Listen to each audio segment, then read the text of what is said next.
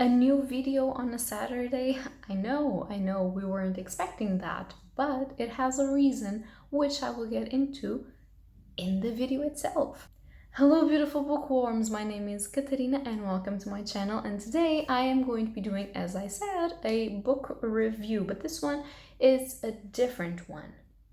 So I am in no way, shape, or form paid to do this review, which I think is important for you guys to know. And of course, my opinions will still remain my opinions and nothing is going to change that. However, I was kindly contacted by the author of this book and she offered me an early copy, an advanced e-arc, for me to read and for me to talk about if I wanted to be a part of this. So I consulted what the book was about, I found it interesting, and I said, yeah, sure, I would do a review about it. So that's why we're having a review on Saturday, the 12th, because this book is coming out on the 21st of June, and I thought it could be a curious thing for you guys to check out if you want to. So I want to thank the author Annabelle Fielding, and I also want to thank Nat Galley for providing me with a yark copy of the book.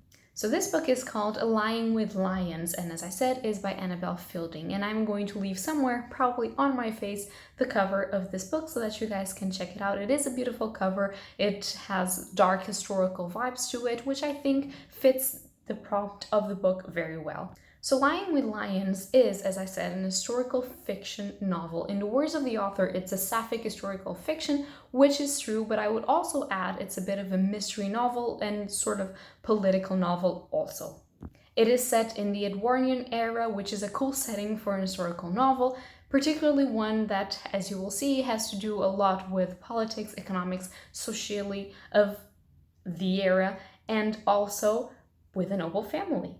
So in this book, we are following our main character. She's called Agnes Ashford, and she is somewhat of a self-taught archivist. She has never had a full-on education because she comes from a poor family and she has some past trauma that we unearth throughout the book.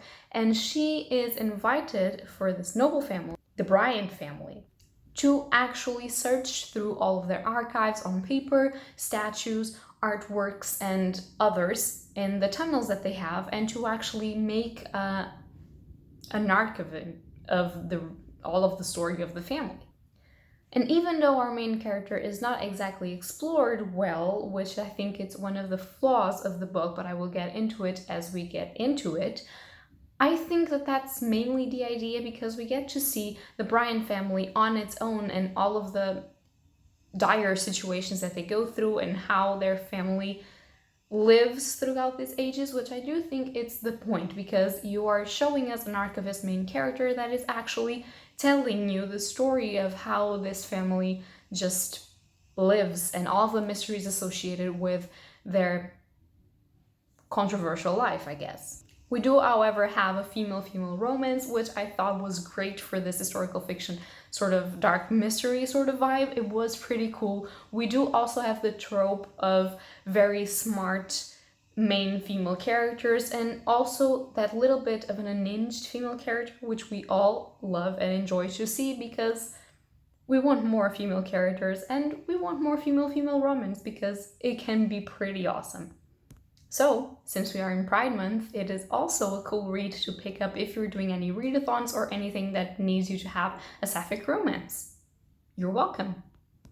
So now talking about my opinions, which as I said are my own, for me this book is a little bit middle of the road, which is not bad, but it's not perfect either. What I mean by this is it's like a 2.53 star rating, and if you want to have my Goodreads link down below so that you can go and see my actual review on Goodreads. But what I mean of this is even though the plot is fairly interesting and you have a lot of situations that make you want to keep reading, it's a very fast-paced book, I also feel like it's a very short book. So it has 233 pages. It's not really a novella, but it could be actually. And I think that in this case, it would be better if it were bigger, because we would have more time to develop plot points which are not truly developed to their peak, and we would have more time to develop the characters, which we really don't. We have an array of characters. Of course, our main characters, we can say it's the Bryant family and Agnes, but Agnes is sort of like the observer of the family. So she, as a main character, is not entirely developed. You don't have a lot of empathy towards her. I mean, she is interesting in her own way, but she's supposed to have this darkness in her past that it's not entirely explored, and so you are left guessing why that is, which does not make you feel like you're inside her head all the time. However, she's a very interesting character. She's very morally gray in a way, but I think that we can understand her situations, and I think that she was the good and the best narrator to be chosen for this situation, since we are following the family and she's supposed to be an archivist of the family. However, even though our next main character, which is the lady of the family, Lady Helen, I believe, she's more developed, but she could be more developed. I really like the relationships between the characters, and I think that we have a little bit more time to actually develop them properly and to give them more motivations than the ones that we are left to guess, then that will be perfect. Also, the plot points are several, which in this case, because the book is so short, doesn't help the book progress. So you feel like you're jumping from one plot point to another, and you only have a straight sort of strange line that connects all of the plot points, which in this case, I also think that we should spend more time progressing a certain plot point and then, and just when it's over, changing to another. So you have situations of death, you have situations of inheritance, you have political trials, you have intrigue, gossip, and everything. And all of those are interesting and were needed for the grand finale of the book, which I have to say the ending of the book was the best part of the book, and the part that I really enjoyed and that made the characters get full on development for me.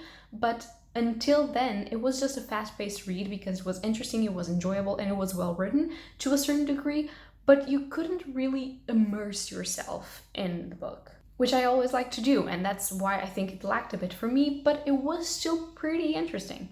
Now, for the strong points of this book, I feel like the writing is probably the strongest point of this book in terms of ambiance and in terms of aesthetics and in terms of descriptions of what is going on. It's a very rich book. It uses phrases that I really enjoy, the way that it describes what people are wearing, the vibe that you can feel coming out of them, the way that it describes the house, which is shrouded in like eternal darkness with a lot of candles lit, and it was peak dark academia for me and peak gothic. It was just so great. And that was the best part of the book. So if you want to read something that is really well written, I guess the descriptions of this book would be the best for you. It's very fast. I always wanted to pick it up and I always wanted to read it. So that was not a problem right there. I just felt like the emotion of reading it could be better and you could be well immersed if your characters were a little bit more well developed and your plot points were a little bit more considered. However, as I said, it's a middle of the road book. It is completely enjoyable. You can read it for a readathon. You can read it like in a day in the beach. You can read it by the pool, which is nice because we're getting into summer for those of us that live in the North Hemisphere. So it will be pretty cool for us to pick this up and read it. I really enjoyed having the opportunity to read it because I like to know new authors and I like to know new stories. And as you probably know, I really enjoy mysteries and I really enjoy historical fiction. The dark vibe of this was also a very positive note, so if you enjoy kind of sort of like this gothic literature, you could pick this up and you could entertain yourself. So that is all that I have to say. As I've said before, Lying with Lions by Annabelle Fielding comes out on the 21st of June, so if anything that I told you is fairly interesting, if you like a study of a noble family instead of having a study of a character per se, I would very much advise you to pick this up. It was interesting, even though it wasn't my favorite book of all time. It was a cool book. I really enjoy reading the descriptions. The writing is very fluid and very, very beautiful. And the characters are there and they give interest, and the ending of it is pretty awesome, if I may say so myself, and you have a lot of mysteries to uncover, so it will be nice so you can play a Sherlock Holmes by the pool if you want to.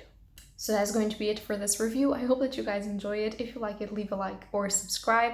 And thank you again to Annabelle Fielding and to Nat Galley for providing me with an e-arc of this book. So that's going to be all for today, and happy readings to you all. Bye!